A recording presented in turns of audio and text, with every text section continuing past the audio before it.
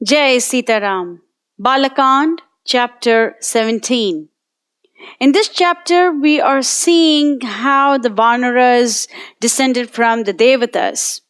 And so far, we have seen the origins of many wonderful and prominent Vanaras, such as Mainda, Dvivida, Vali, Sugriv, Nal, Neel, Sushena, and so on and so forth.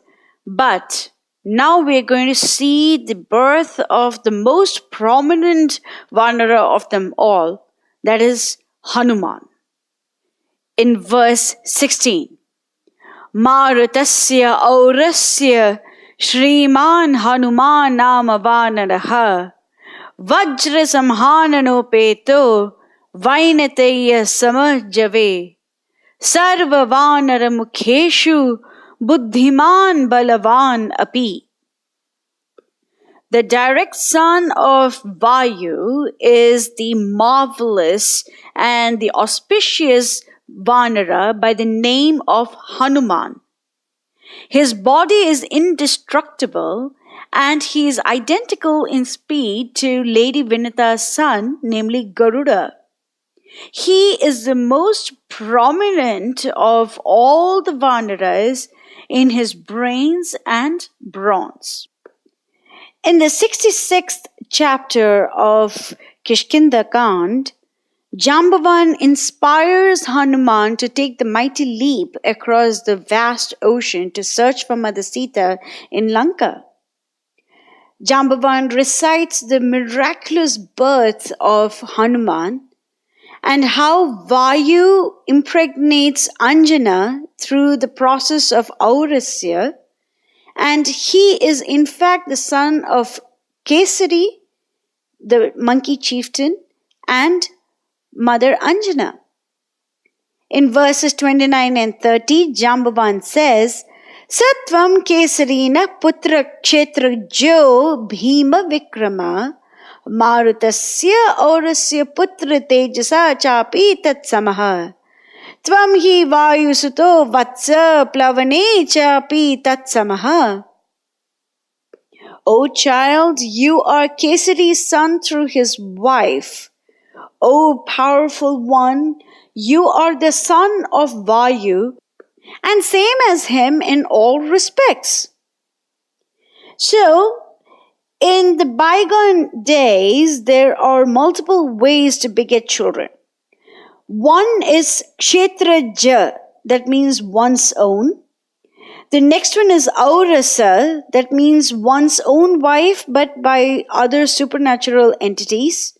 Then you have niyoga, in one's own, though through superior human beings or supernatural beings. One of the best examples is how Vedavyasa fathered Dhritarashtra and Pandu and Vidura.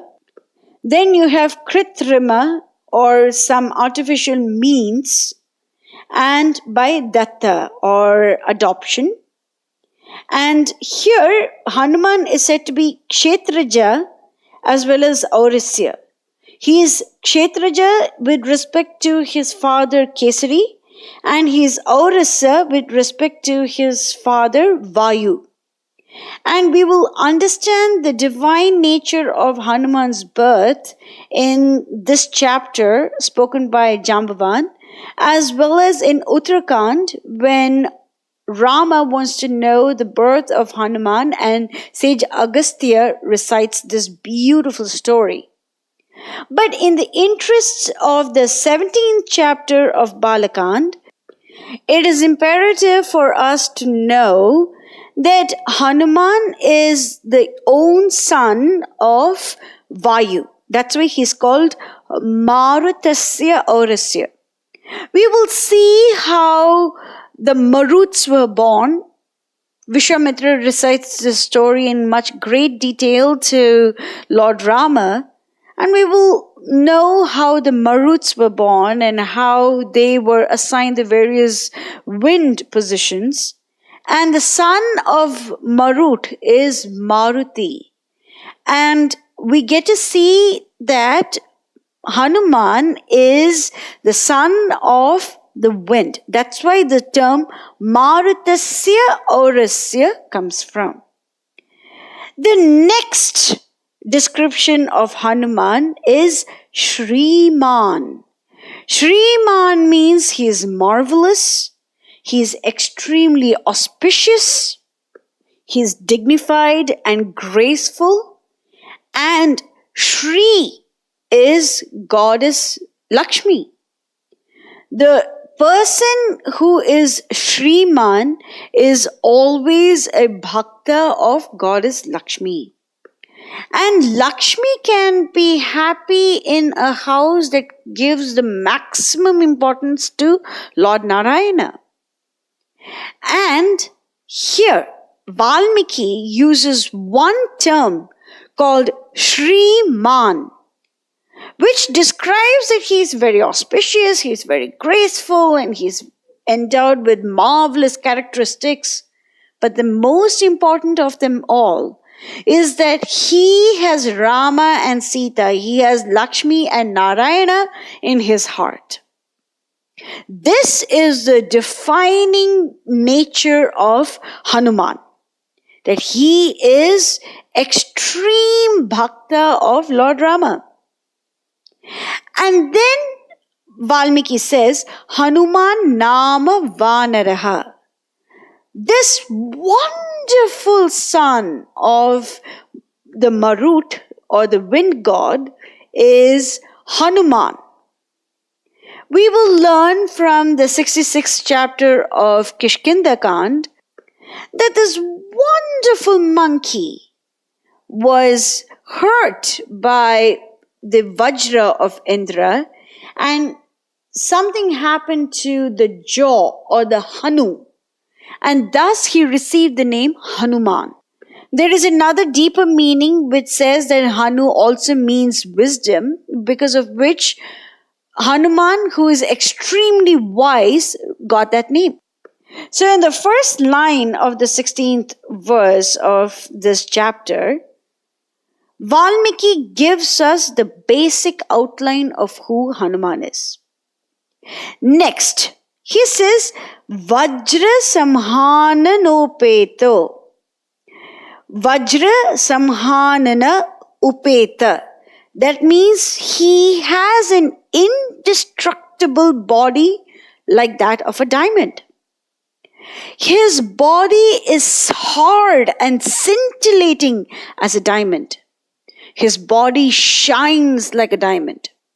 And just as how a diamond can cut through anything because it's very powerful, so can a devotee who is following the footsteps of Hanuman pierce through this material darkness and reach the lotus feet of Lord Rama and Mother Sita. This Vajra Samhananopeto is also meant to describe the fact that Hanuman is using his body in the service of the Lord. Rama needs to get some medicines from the Himalayas. Lo and behold, Hanuman goes there not once but twice. When no Vanara could cross the ocean, lo and behold, Hanuman goes ahead and does that. So he is Vajra Samhananopeto. And the next description is Vainateya Samah Jave. Vainateya means the descendants of Lady Vinata. Sama means identical, and Jave means the swiftness with which a person can travel. So the first meaning of this statement is Hanuman is as fast as Garuda. And there are multiple places in Valmiki Ramayana where Hanuman's swiftness is compared to that of Garuda. But we need to understand that Lady Vinata did not have just one son, Garuda. Vainateya refers to all of her descendants, out of which the most prominent one is Garuda, of course. Vinata has two sons, Aruna and Garuda. Aruna went as a charioteer of Surya Devata. Aruna has two sons, Sampati and Jatayu, and Sampati has one son, Suparshva. Then the other son of Lady Vinita is Garuda, who went in the service of Lord Vishnu. So this is very well known to anybody who has read the Shastras or the Puranas or even Valmiki Ramayana. In Aranyakand, Jatayu, when he initially meets Rama in Panchavati, gives a very detailed description of his lineage. And he mentions the story of Aruna and Garuda. And Aruna went in service of Vivasvan, or our current Surya, and Vivasvan is an ancestor of Lord Rama. Aruna's two sons are Sampati and Jatayu. We all know that Jatayu received moksham at the hands of Lord Rama because of his bhakti towards him, and because of the way he gambled with his own life in the service of Lord Rama and Mother Sita. How he held on to his life just so that he could convey the message of Mother Sita to Lord Rama. Hanuman, the older brother of Jatayu, informs the Vanaras who are searching for Sita in the southern direction that Mother Sita is located in Lanka. Sampati's son Suparshva in fact saw Ravana carry Sita over to Lanka, and he recites this story to Sampati, and Sampati recites this to Angada and Hanuman and the rest of the Vanara heroes. Of course, everyone knows that Lord Vishnu rides atop the Garuda. So every single Vainateya mentioned in Valmiki Ramayana always serves the Lord with great speed. This speed is not the physical movement of the body. It is the speed with which the mind automatically races to reach the lotus feet of the Lord. And every single Vainateya mentioned over here has served the Lord or his devotees in some capacity or the other. And Valmiki says, just as how all the Vainateyas are very busy in serving the Lord or his devotees, that humility, that alacrity to serve Rama and Rama Bhakta is there in Hanuman as well. Vainateya samah jave. Now we have another meaning. We know that Lord Vishnu rides atop Garuda, and Hanuman frequently carries Rama or Lakshmana on his shoulders. So the movement of Garuda is mimicked by Hanuman as well. So this is another meaning of Vainateya samah jave. The third line of this verse is Sarva Vanara Mukheshu Buddhiman Balavan Api. So Valmiki declares that Hanuman is the best of all the Vanaras. Sarva Vanara Mukhyeshu. He is the chief of all the Vanaras. In what two terms? In Buddhiman, in Buddhi, and in Bala. In brains and strength, he is above and beyond all the other Vanaras. But we should understand that Hanuman did not utilize his superior intellect or his superior strength in his own service. He used his superior intellect and his superior strength in the service of the Lord. And this is predominantly displayed in Sundarakand, where he uses his bhakti-infused intellect to figure out that he is in fact speaking to Mother Sita. And he used his bhakti-infused strength to terrorize the demon forces.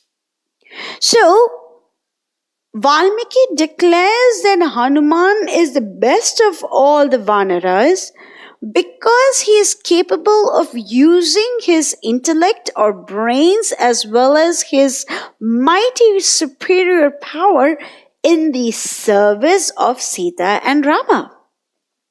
Now, another point that should be noted is that in Sundarakand, we get to see a conversation between Mother Sita and Hanuman, wherein Sita is a little doubtful about this tiny little monkey's awesome power. Then Hanuman takes the huge, gigantic form that he had taken to cross across this ocean, and he tells Mother Sita that all the other Vanaras in Sugriva's army are at least his equal, or they are better than him. And in fact, only expendables are sent as spies. The most prominent of Vanaras will not be sent as spies because the enemies can do whatever they want with a spy. And therefore, Hanuman is not that important. That's the reason why he was sent over there. And this proves that Hanuman is completely humble.